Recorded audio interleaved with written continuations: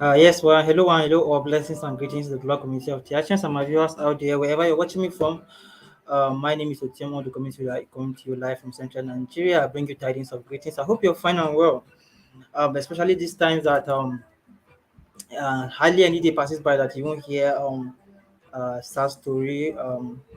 And these things have actually been said in the Bible. So many of us who are Christians actually we understand that the book of Revelation actually reveal everything that is happening now. That in the end times there will be wars. You hear wars and rumors of war. People will rise against nations will rise against nations. Ukraine rising against Russia, rising against Ukraine.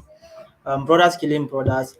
But the Bible actually was not talking about the world coming to an end where everybody will go to heaven, where everybody will leave this earth and then transform and then go to. That's not what The Bible was, I happen to study philosophy, and there's what is known as the science of hermeneutics, and the Bible is written in literal form and um, allegorical form, right? Sorry. Hello, Tiga. Yeah, now broadcast now. I'll call you back. Yeah. So the Bible was actually written in two ways. Literal, or we can say there are two ways to interpret the Bible. There's literal translation, and there is what is known as allegory. Allegory means you use hidden. It's a kind of the meaning is encoded, right? It takes professionals to unravel the meanings behind it, and this is what has been affecting our people. Africans have interpreted the Bible literally. I repeat, and I want any I'm calling on all the men of God out there. If you think please let's have a conversation, right? The Bible is the Africans have interpreted the Bible literally. The world will never come to an end where they'll blow a trumpet and everybody will start flying to heaven. No, and there's nobody that is coming to save us from heaven, right? There's nobody that is coming to save us. What is actually happening is the transformation of consciousness, right? The transformation of consciousness, people waking up into happenings around the world, right? People being dead to their old self, the transition into the new world into the old world to the new world. I made in one of my broadcasts, I said we are moving from the age of Pisces to the age of Aquarius. In the age of Pisces, it was the age of knowledge, where people came to know, if you believe, it shall happen to you, right? Knowledge. That was the age of Pisces, the age of religion. We are now in the age of Aquarius. We are at the dawn of the age of Aquarius. This is a global celestial clock that people are not, the mainstream religion don't preach to you about. We are in the age of Aquarius. There is abundance. The age of Aquarius is the age of information, right? And we are seeing it now, the internet, information, the age of internet, the age of technology, where you'll be able to send stuff quickly, you're able to exchange ideas across the internet seamlessly, quickly, right? In the age where you'll be in your house and you're able to access information around the world. So our people really need to understand that the Bible is written in allegorical form and in literal form. Do not interpret the Bible literally. The world is never coming to an end. This is why we must stand up and take our destiny into our hands. The reason why a lot of Africans don't want to stand up and take their destiny into their hands because they are waiting for somebody to come and save them. We are our own saviors, we are our own messiahs. Jesus said, ye are all gods, that the kingdom is within you, the kingdom is in us. We are gods, we are the train of God. We are the messiahs we've been waiting for. And now this brings us to today's topic titled Why Africans Must Lead in Cryptocurrency. And I just wish to go back historically to trace how, and this is because when with the discovery of new gold deposit in Congo, people are actually thinking the world will adopt gold. No, the world will not adopt gold. And I'll prove it to you historically where people have experimented with gold and it has failed, and people have experimented with fiat paper currency and it has failed. Now we are in the age of cryptocurrency. This is not about any stuff, it's about technological advancement. This is the age of cryptocurrency, this is the age of information. You are here, we are early. Those of us in TAC, that's why I say those of us in TAC, we are so much ahead that we don't even know it. We are so much ahead. Those of us that are in cryptocurrency and those of us that are in TAC now, we are so much ahead. We don't even know it. We are ahead more than 98% of the entire world. And now, let me give a historical perspective or a historical synopsis as to how gold has failed as a monetary policy. In the ancient Roman Empire, gold was used as a medium of exchange. But as time goes on, people started debasing the value of gold. And that was what, and it has been proven over and over again that monetary collapse led to the collapse of empires. It was the debasement of gold, the devaluation of gold in the ancient Roman Empire that led to the downfall of the Roman Empire. Money was no longer having value. People were cheating people.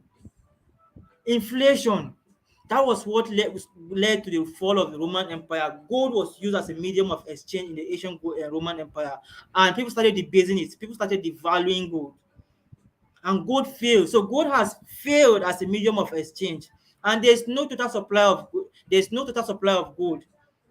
Gold, you can find gold literally anywhere, everywhere around the world. So do not make the mistake that gold will ever replace or gold will ever be adopted as a monetary policy. Please, and I want our people to share this video because with the happenings in Zimbabwe, our people need to move to technology. We can't continue using old technology to solve new challenges. We are now we need to solve old problems with new thinking. Gold has failed as a reserve, as a monetary policy. And now, not just that, fiat currency has also failed in ancient China. This the happenings in Zimbabwe and Venezuela, where fiat currency were literally reduced to zero, is not new. It happens in China. And the US dollar now is now weakening. We saw what happened in Venezuela and Zimbabwe, where before you buy bread, you have to package your money in a wheelbarrow, in a wheelbarrow and go and buy just a loaf of bread. So fiat currency is failing, it is dying. We are in the age of cryptocurrency, and Africans, we must not be left behind. We are left behind in virtually everything. Yesterday, I said in my broadcast, I said per capita income, Africans are the poorest people, the poorest race in the entire world. We are the poor, and we have been self-contained by hate, by ignorance, by greed. We have crab mentality. We don't want to, because an idea is not coming from us, because it is not me, we don't want to embrace it unless it's coming from the white man. If it's coming from the fellow black man, we don't want it. If it's coming from the white man, no matter how it doesn't make sense, we will try and make it make sense. That is who we are.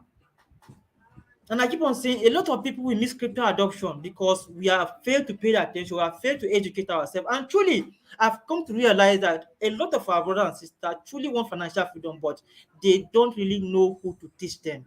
That's why I say, please share this video to your loved ones. They might get to know. And today I have a conversation with somebody very dear to me. I won't mention the name. And she called me. She saw my post on Facebook about cryptocurrency. She said that she's been following. She's somebody who is so dear to me. Like she's like a mother to me. I mean, she's so dear to me. And she said, Otium, I've been wanting to do cryptocurrency for a long time. He told me about it since 2020. But my husband is somebody who doesn't believe in investment. According to him, my husband said, any money that you don't work for is not worth it, right? So you see, our people actually are actually miseducated. So here we are, somebody who is God fearing but doesn't believe in investment because he believes that he has to work before any money, he has to work hard before he will get money. No. And I have to tell her, I say, look, sis, he has to educate himself financially. He needs a financial education. And this is what we are doing in TAC. We need to educate ourselves financially. In the Jewish community, immediately a child is born, he's given financial education. These children grow up knowing everything that has to do with money. Why are black people? Why are we feeding our children with knowledge that doesn't make sense? Why we in today's world you are teaching your children French, you're teaching your children CRS, IRS, you are teaching your children obsolete obsolete you're teaching your you are teaching your children Western history, World War I, World War II. Seriously, what would they do with that? How would that empower them?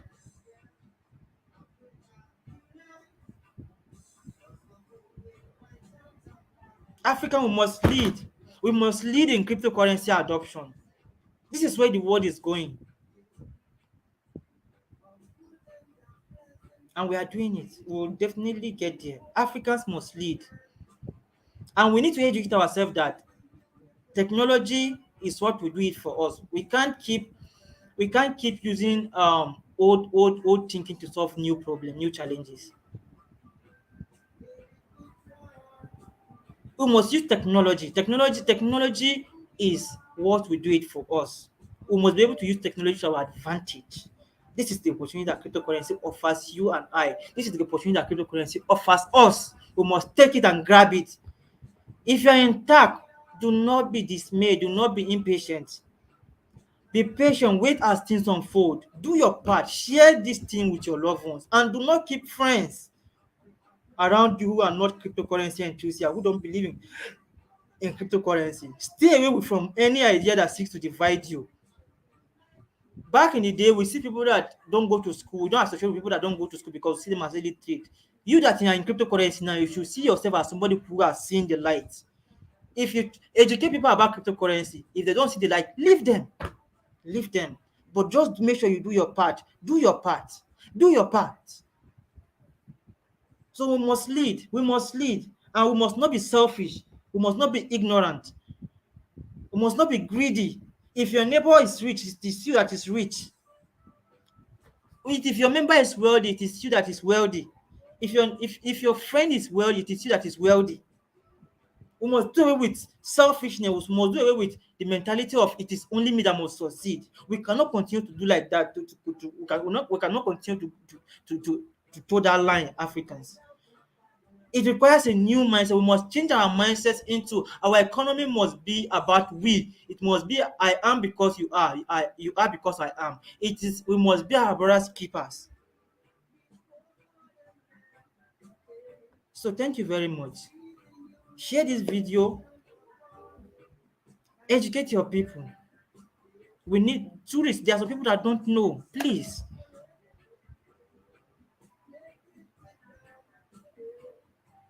Thank you very much. That continues to go up here. Peace.